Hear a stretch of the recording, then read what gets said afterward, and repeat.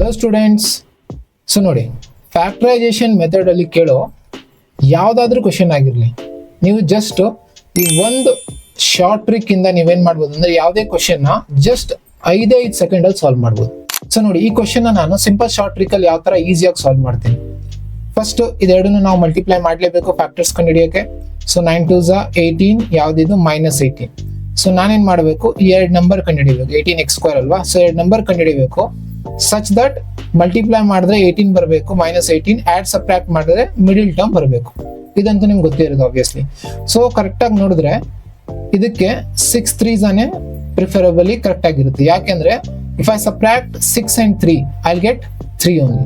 So ಇಲ್ಲಿ negative ಇದೆ ಅಂದ್ರೆ ಸ್ಟಾರ್ಟಿಂಗ್ ಅಲ್ಲಿ ಒಂದು ನೆಗೆಟಿವ್ ಕೊಟ್ಬಿಡಿ, -6x, ಇನ್ನೊಂದಕ್ಕೆ ಪ್ಲಸ್ ಕೊಡ್ಲೇಬೇಕು, ಅವೆಲ್ಲ ತಾನೇ ಸಬ್ಟ್ರಾಕ್ಟ್ ಮಾಡ್ತೀರಾ. ಇವಾಗ ಶಾರ್ಟ್ ಟ್ರಿಕ್ ಯಾವಾಗ ವರ್ಕ್ ಆಗುತ್ತೆ ಅಂದ್ರೆ ನೋಡಿ, ಇಲ್ಲಿ ಏನ್ 9 ಇರುತ್ತಲ್ಲ, ಇದು x² ಪಕ್ಕ ಏನ್ ನಂಬರ್ ಇದೆಯಾ ಅದನ್ನ ತಗೊಂಡೋಗಿ ಡಿವೈಡ್ ಮಾಡ್ಬಿಡಿ.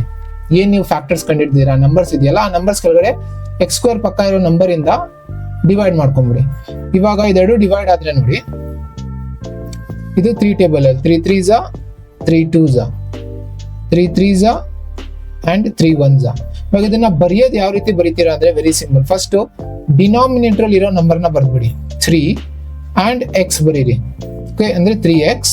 ಆಮೇಲೆ ಇಲ್ಲಿ ಏನಿದೆ ಮೈನಸ್ ಇದ್ರೆ ಮೈನಸ್ ಬರ್ದಿ, ಮೇಲೆ ನೋಡಿತ್ತು ನ್ಯೂಮರೇಟರ್ ಅಲ್ಲಿ 2. This is your one factor. ಅದೇ ತರ ಡಿನಾಮಿನೇಟರ್ ಬರ್ದ್ಬಿಟ್ಟು x ಜೊತೆ ಮಲ್ಟಿಪ್ಲೈ ಮಾಡಿ, ಅಂದ್ರೆ 3x. ಕರೆಕ್ಟಾ? ನೆಕ್ಸ್ಟ್ ಇಲ್ಲಿ ಏನಿದೆ ಪ್ಲಸ್ ಇದೆ, ಸೊ ಬರೀರಿ ಪ್ಲಸ್, ನ್ಯೂಮರೇಟರ್ ಅಲ್ಲಿ ಇರೋ ನಂಬರ್ ಏನು 1. That's all.